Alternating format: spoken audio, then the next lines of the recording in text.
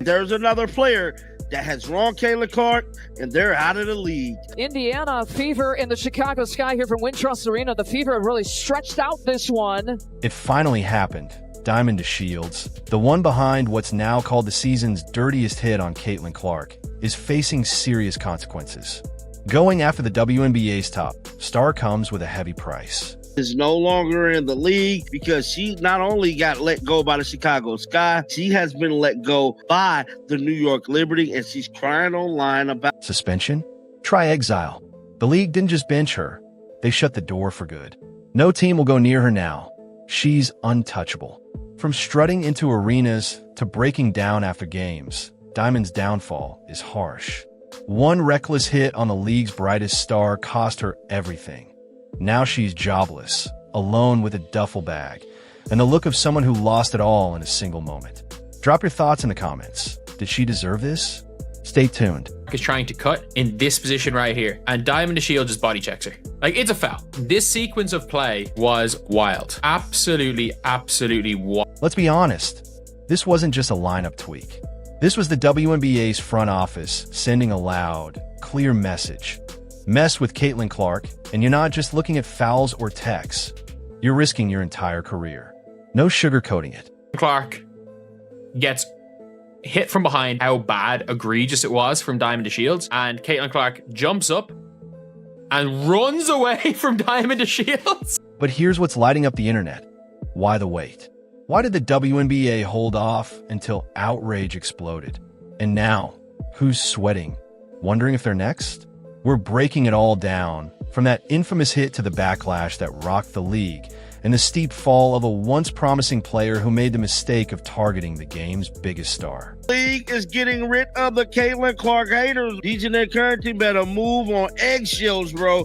She's the only one left. She is no longer in the league, crying online about The moment that ignited everything wasn't some quick, accidental foul. This wasn't tough defense. It was pure frustration. And the target was obvious, Caitlin Clark. In what should have been a regular Fever versus Sky game with Indiana in the lead, Diamond DeShields made her move, but not for the ball. She went straight for Clark with intent, aggression, and no concern for the fallout. Caitlin Clark is the cash cow in this league. She is the needle mover. Man, oh man, when Caitlin Clark does something, everybody celebrates. When Caitlin Clark does something, there is no jealousy. She came in hard, shoulder first, locked in like a linebacker with one goal. There was no real effort to defend or play the ball, just a direct hit on Clark. Then, as if nothing happened, she reached out a hand in fake sportsmanship, like she hadn't just taken out the league's biggest star. But nobody was fooled. The crowd reacted instantly, cameras caught it all, and analysts broke down every second. This wasn't defense, it was a message, and an ugly one at that. Clark played against the Chicago Sky and she got cheap shotted, and there is a sequence of plays that's crazy, and it leads to Caitlin Clark telling her team, is it Erica Wheeler, that she wanted to fight Diamond DeShields. Social media didn't just catch it, it went off. The clip spread instantly, and the reactions came fast and fierce. Dirty hit, cheap shot, way out of line. Fans, former players, and broadcasters all echoed the same message. This wasn't an accident, it was a direct hit. One top analyst said it best, she's not fooling anyone. It was deliberate. And for many, this wasn't just about Clark. It was the boldest, nastiest move the league had seen, even more shocking than the recent Kennedy Carter incident. He assaulted Caitlin Clark on the court right before Caitlin Clark came off the court with 3:52. What hit fans the hardest was the silence. No foul, no tech, no flagrant, no ejection. The refs let it go, and the league stayed quiet. Once again, Caitlin Clark had to shake it off like it was nothing. But fans didn't let it slide. The silence only fueled the outrage. Clips kept spreading, voices kept rising, and one question got louder. If the league won't protect Clark, who will? Eventually, that silence broke.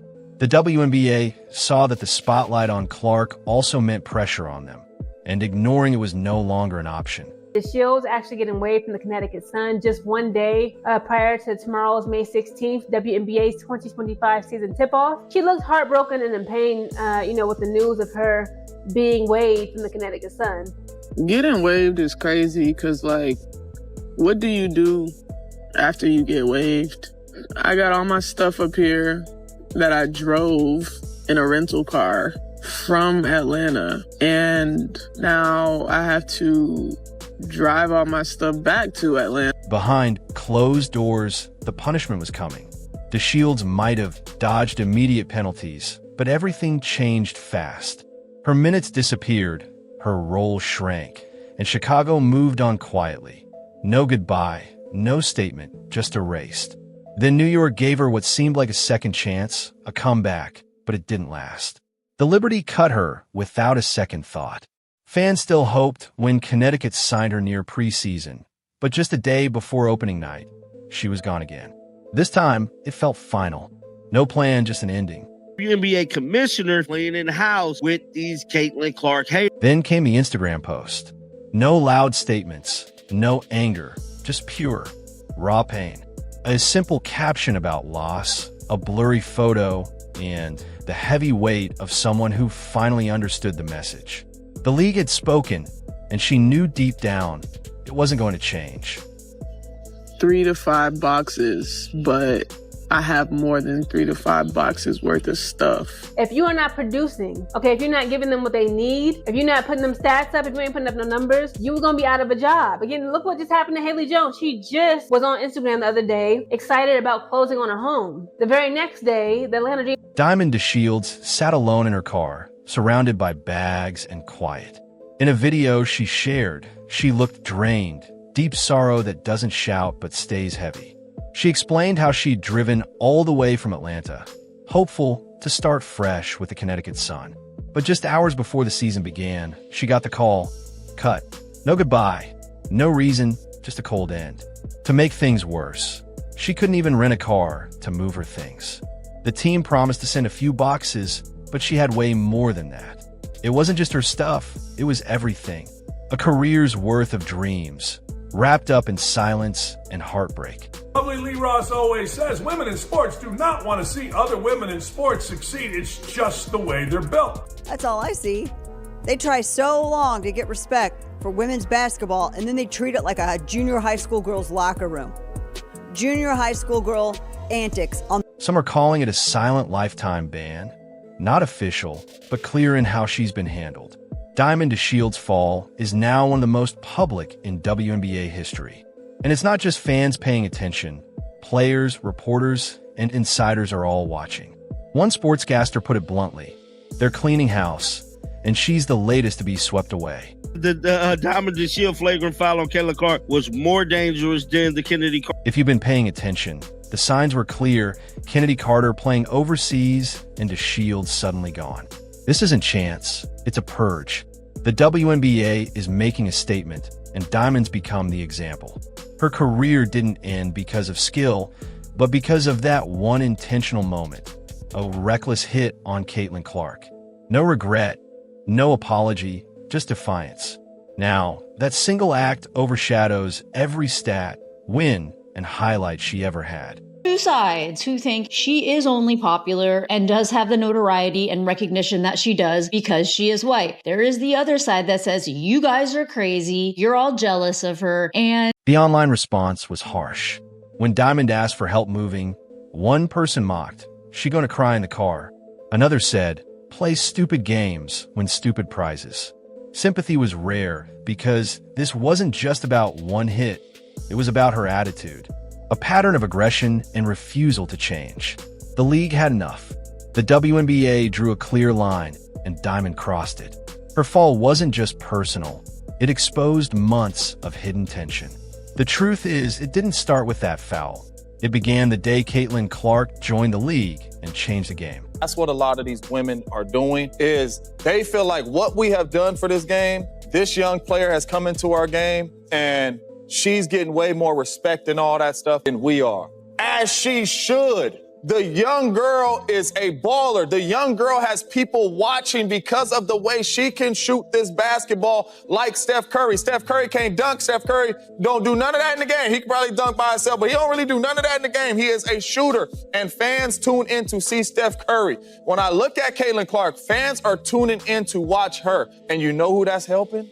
everybody else. It's helping the Asia Wilsons. It's helping everybody else, the Plums, all that. It's helping all of them, the Tarasis. Because everyone who tries to guard... Let's be honest, Caitlin didn't just join the league quietly.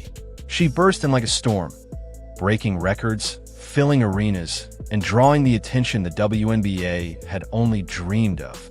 But with all that fame came tension. Caitlin wasn't just a rookie anymore. She became a symbol. A white star from Iowa stepping into a mostly black league and quickly becoming the center of attention. That change didn't sit right with everyone. What started as whispers grew into shade, and then the shade turned physical. It all came to a head when Diamond slammed her shoulder into Clark's chest. Yeah, jealous, sure. I mean, would you be jealous of somebody that got $28 million a shoe deal or whatever the deal is before you step foot in the pros? Here's the tough truth. Through all this, the WNBA stayed quiet. Fans called for action, analysts raised warnings, and social media pushed for leadership, but the league said nothing.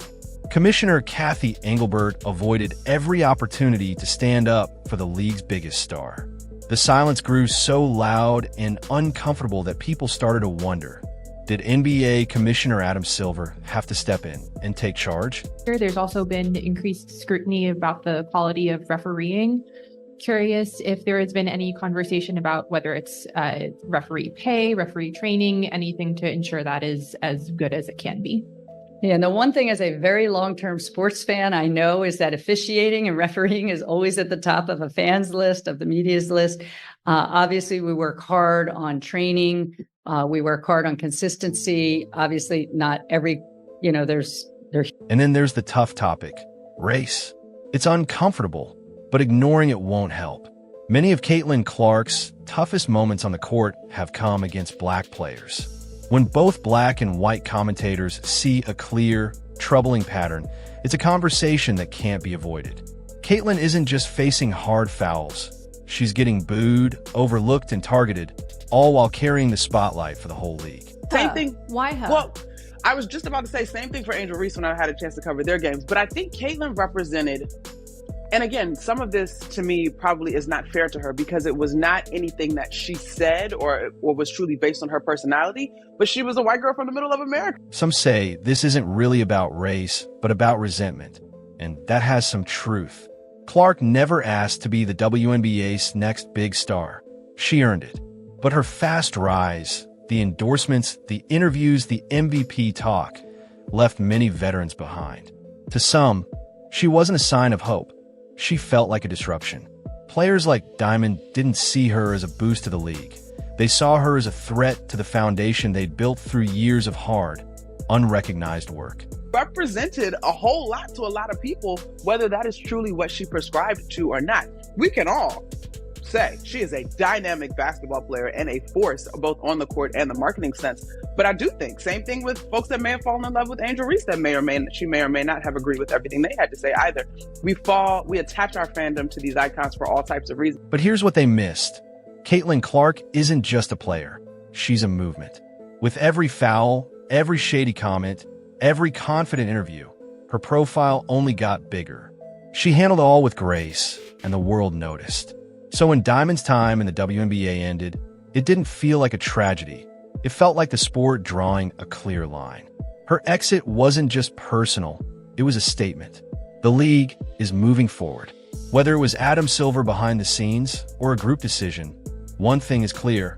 Mess with Caitlin Clark and you're out. Last time you didn't see Caitlin Clark talking about a teammate. When's the last time you saw Caitlin Clark talking about herself or any of the accomplishments that she has had? Let me give you the answer to that. Never! That's why their team has gotten good. She could have been an egomaniac. Everybody in the league knows that she is the league right now. Diamond isn't just without a team anymore. She's out of chances and out of excuses. What started with promise ended in a viral meltdown and unpacked boxes. But this wasn't by chance. It was the sport catching up to her. Her bitterness, ego, and refusal to change all came crashing down. Now, the WNBA faces a choice.